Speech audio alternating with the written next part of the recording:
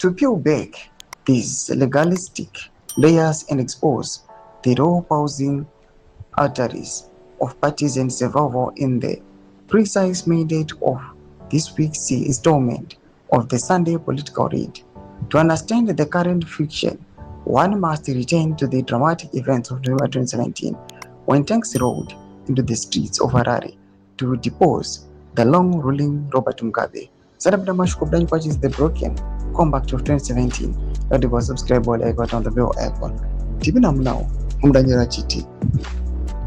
It has been persistent, widely acknowledged tenet among political heavyweights that the military intervention was underpinned by an implicit gentleman's agreement within the senior echelons of the security apparatus in the party.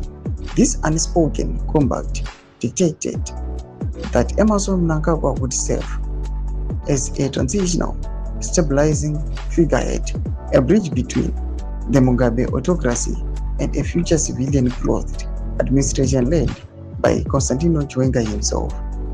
For the commanders who risked their lives and careers in that high-stakes intervention, the operation was viewed as an investment in a structured, predictable succession pipeline, kept effectively tears up that foundational bargain by extending the presidential horizon to 2030. The legislative framework directly betrays the expectations that have animated the Chiwenga faction for nearly a decade.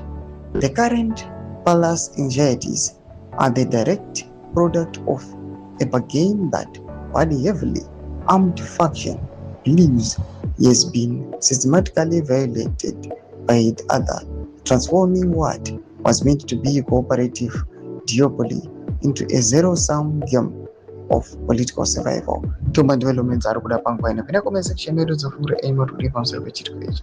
Subscribe or like, turn on the bell icon.